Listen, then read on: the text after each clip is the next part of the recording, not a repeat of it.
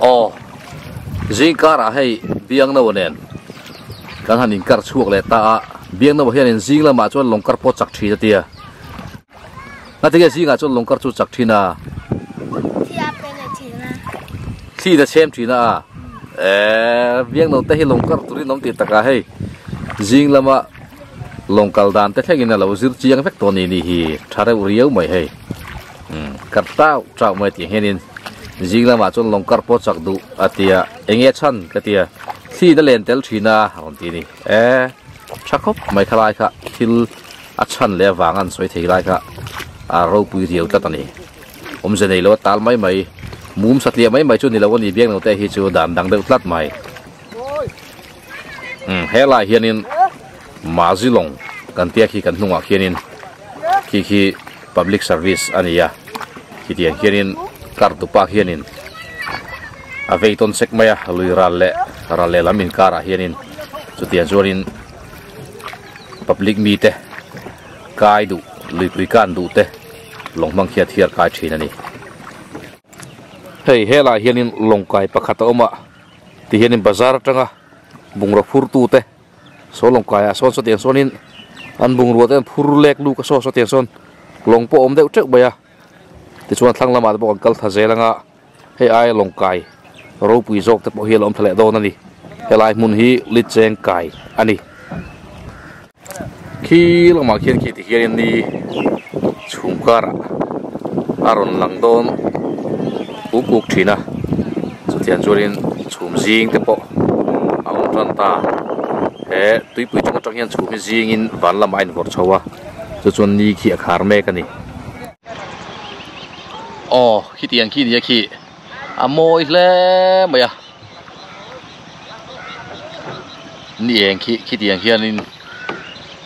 kol aron eng phut mai ni ti chuanin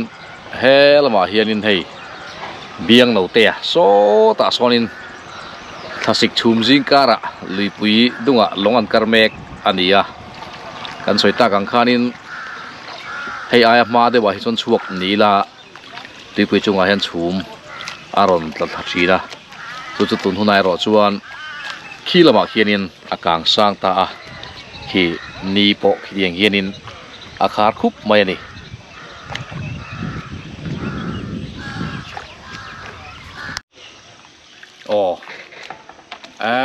kan hnunga son so tui pui zau tak mai a oma zingkara hetianga tui pui chunga hanlen vel chu anuam dang dai riau moya hei camera te pokan lek chua ka hetiang hianin eng camera ngai man te khamin timin zot thina ka soi jing viau to hello kha anlom vele zel boka chuwan chuan ka camera man lai hi Canon 90D ya Tamron 18-400 lens ka mount ani ti khana chiang viau tura kan ngai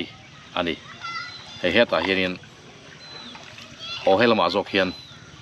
alanga kan kal zelang biang no te po hei kar tang trao hle maya ke suai hala hand po taron kal le ya kan sule do ani ka tui ron lu tak mai bot fo na dewoni longkar hindu mi tiam nuam timo longkar tua hian ni tang na sa le maya kuben zati ni tang nge tran kumriat tang ikat tran mo izuan tu na kumen zat ni to kumsom pani ni ya kumriat ni tang long longkar to kumsom pani to kumli chu long longkar ta biang no te hian ani le i longkar ma sak berin tu long ngai kar ipulong ikara azir tir chami puin again ti chu chuanin kwalen kama len khang ten zara hel ma hian hai kwalen kam tu te kan mu thata helai hi zol pui veng kai te pokon ti mai thei ome helai huna hian kwalen lo kam ta tlat mai chen khat chu khian ho boka choi tur ho te pon diarin oma khi ta khianin kal wang mai ni ti chon he lama te po hen hei koilen kam turam ron thleng vele mek zel boka voin lam chu loman chau hlom sa thang nia ok lai te pola ka chakum khup mai in thana nai buk a hei BJP flag po lo phe hlup mai helai mun a hian khai a pui le mai hei ai dai zai viau ni don hi he ta hian nai deuh hlekin chiang dewin kan han ena maidan lo tok tara ti son sangha hin lo man to ge mo chu le laman lo ani mele ala jing ka rang renga tok tar tran chau ni don chu chiang thakop ma he sangha cho an han tok tar dan te nga koyan vi bur dan te po te sonin kan munga an ne so hle maya an vit bur de sung mai ni sangaman tuma loi dunga cheta chukan mu thajela ting hianin chola ma hian lo man hlom sela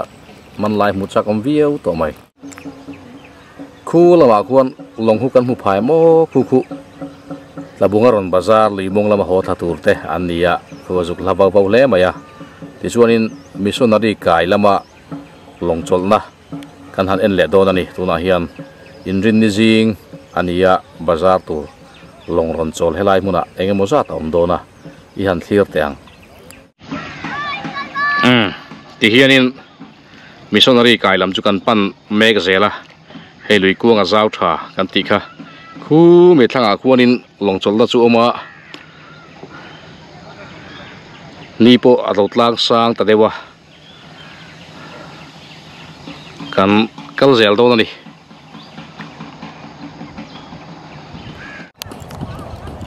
ti hianin missionary kai chu kan mai ta le me ki kila hianin trong trai na in kan ti kha a oma ki missionary kai ming choi sak ania ti chuan hela hianin tlabung bazara long ron chol thin da chu an chol na mun lun lai ber le lian lai ber alo oma hetiang hianin long kal chuak le lut po atam viau thin maya hei kan en na lam hi tui lama tanga kan en awang hianin an muki mahar deuh hleka he lai po hen long chol tu pakhat chu hianin aron to lut le fu mai ni hei ti khalin missionary kaya khar chol le don ani alian thale mai he long hi truck trip khat vel chu hei hianin a phur thai ani phur nem thei viau maya long herina hianin abung ra phur hi hlok phian zel maya tin phur man te lo tlom boka atang kai viau mai ani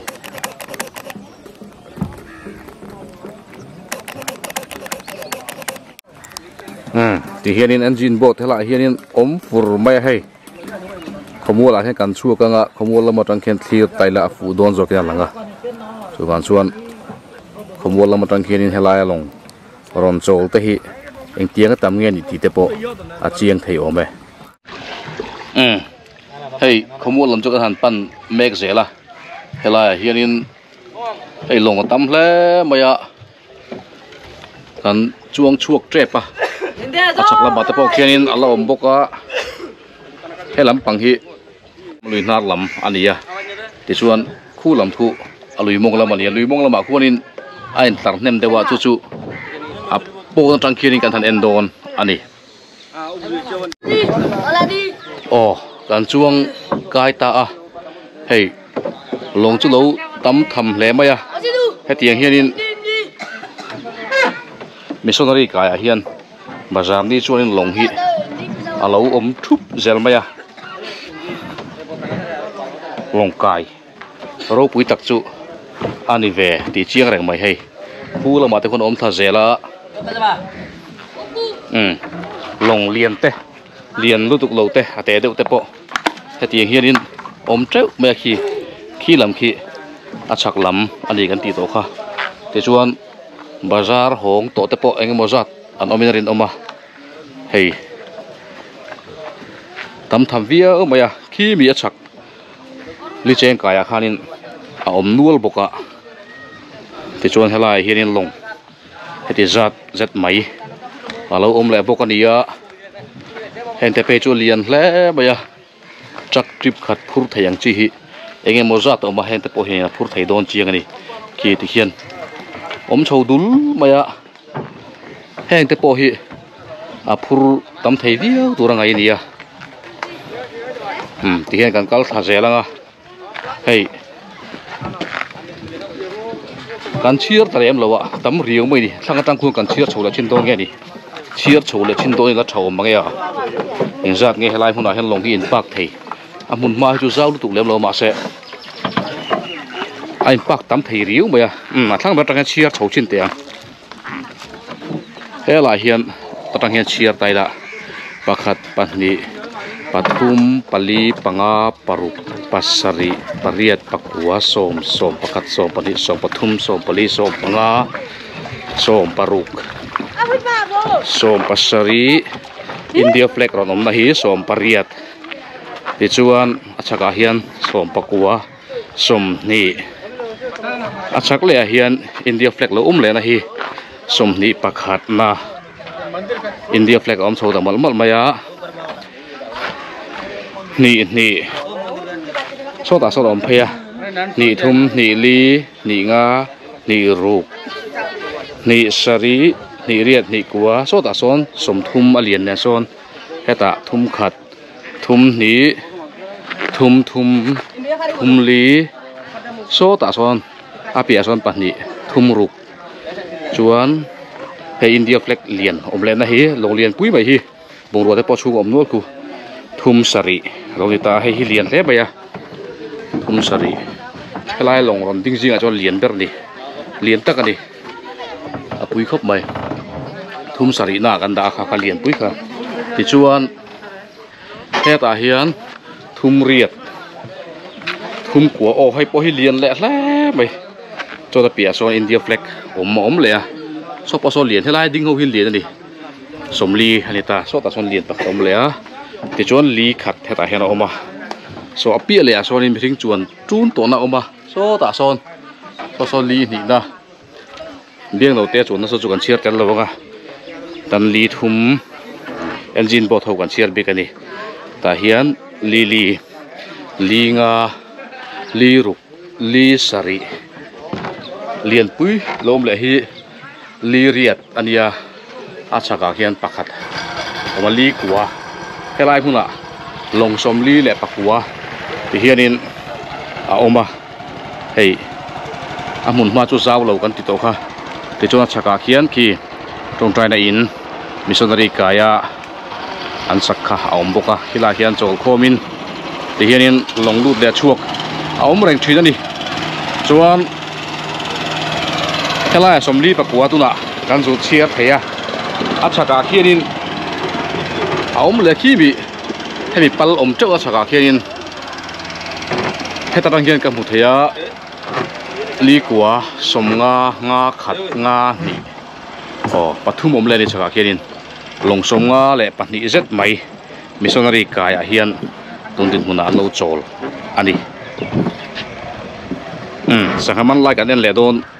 anga man lai han tingotila bolen kam tu te I thlir chun zom le tiang tikhanin kualen kam tu te chetla kan thlir chun zom le don anga helai hmu tangin luina lampanin kanin her chho le don ani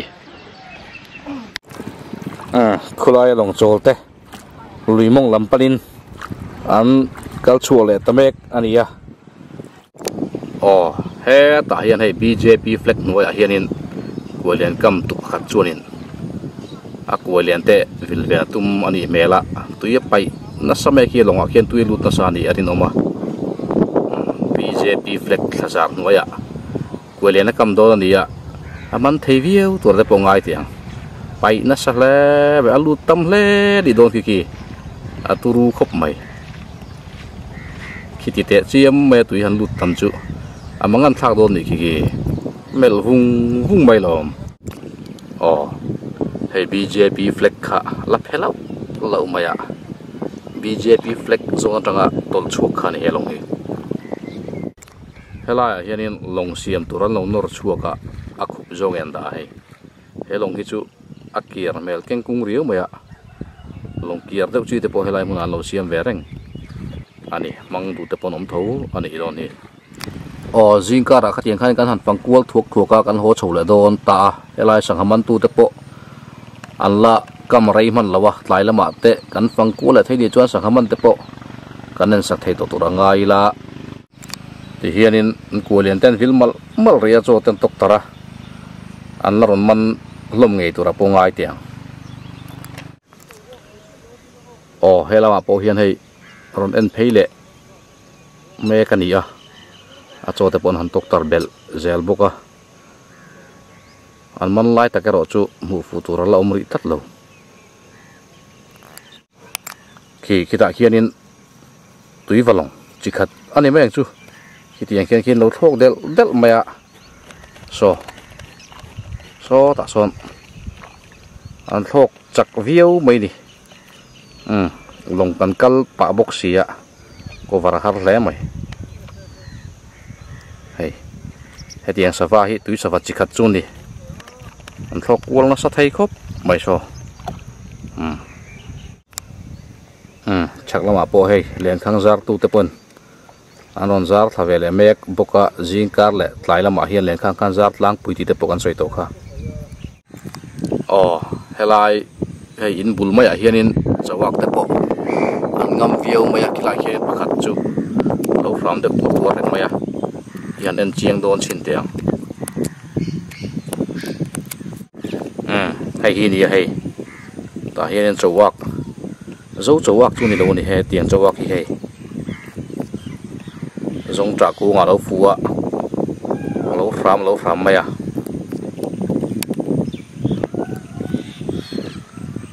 na hian an li ve de boka alu khi chiang taka mu chak oma a phen de wa om ta chawak hi savado iteu mai an nia ti chuan hei vai va te po helai hianin an lo fu boka ni hei hi leilet vai va kan ti a scientific name a chuanin pait maina ti nia so ta son so tui valong pa ngai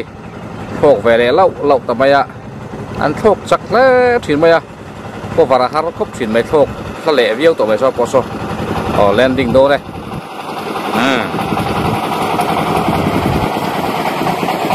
han chu ma ti khanin a tha chung lom pang kha ar u tia la chu van chon avar ka bo mak zel mai ni kolen kam tu te len khang za tu te po online kar ko ri chu ni deu bere ei sang haman lai mu tu rom tak lawa an jing chuak chu kan lo tling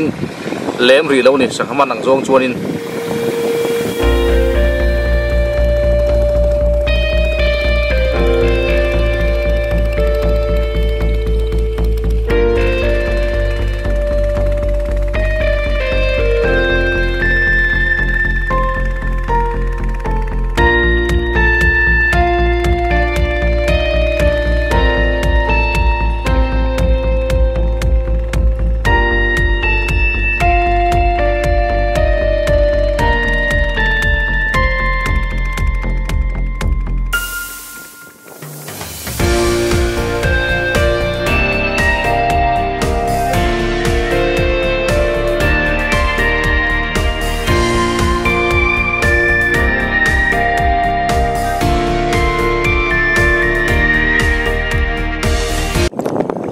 lai in te po he nom mel ve hiu mai a tiang hen lui pui kama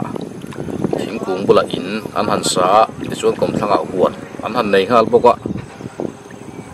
nun chu ti hlim ru reu don riau na langa an ko sak dan phung hian in nom mel ve rei roi khop mai hei ti chuan hei kan chuan na lampang kai kha kan thleng le don ta khian khi long kai chak jok li cheng kai khan tia khan long lo om ven wal maya kita khian en zat te phako nge long khi lo chol ve ti chiar chu ve le tai la a tho me helai li cheng muna long kai chu kan han phang ku le don ta hei hetarang hi kan chu ka nga ti hian long liet tak maya tu la hian ka lu ta a zau thale maya pakhat na ani hei hi ti chuan chaklama hian long chu lo om ve dul maya ta hian pahnih na kan hmuwa he la matang chiar chho teang chaka hian pathum India flag lo ma hi pali a chak le a hian panga paruk pasari arti ti inje kan cher them o pariat arti ti India flag toy tem na ku pariat na niya achak le a heta em lo na hi pakua na ani hei pakua som pakhat heta hian hei long lian pakhat kut pha om na hi som pani na niya te chu dum de wa hela hi hel kol lenga ya India flag lo en tar le a som pathum som pali som panga som paruk som pasari som pariat so ta son lien de pakhat om le a som pakua ti chuan so ei tur vela phut na so somni na ani hei somni abula hian rong pol sen hi somni pakhat ti chuan hei lut chia ina hara ta ki ni na narap le a ni thum na ani han rap cho zel me se la sia tu tang sa thatur ria ni li ni nga ni ruk chua to bera hian India flag alawin tar le a ni sari ani ya ti hanin longsom ni pasari chu helai li cheng kai spot number 1 a hianin aom ta phota ti chuan spot number 2 an nei vele ta hianin chaka hianin khuta pokhan missionary a pokhanin missionary kaya pokhanin spot pani kha om ve kha ni sari nia wana khan ti chuan hei tu a hianin longan jat ngel om pakhat pani pathum pali panga paruk so ta son apia son om boka long paruk ni sari le ni riat ni kuwa som thum khat thum ni thum heta mi den hianin hei den hian long som thum pathum helai huna alo om vele thungri ku ta khon ti khon in tlar thadul mai di le cheng huna po ti chuan khulai missionary kai khothlang lama hian khuwa atam zoka chakma khuwa hi khochak lama in tinan khuwa te po alian jok boka chuwan chon long pokha somnga le ti zet mai khulai kha chuan om ania helai long som tum le ti chuang alo om boka chu tia chuanin khu mi thlanga e longkaya lenglo te po kha helai hianin pani thum ta chung kai chawin kan ria ka mu dan chuna ai tam te po an chol tho tura ngai la ti ha rem rema an kai ve boka tu na hian hei helong a kho tur te luina lampan tur te po an lon kal meka heta hanen slipper te po chi dia ka te tang ani mele ti chuan kan ho dolanga ke di po hei helai long kai po hilang moi rei roi le maya biang no tian he ta hian min long ha ka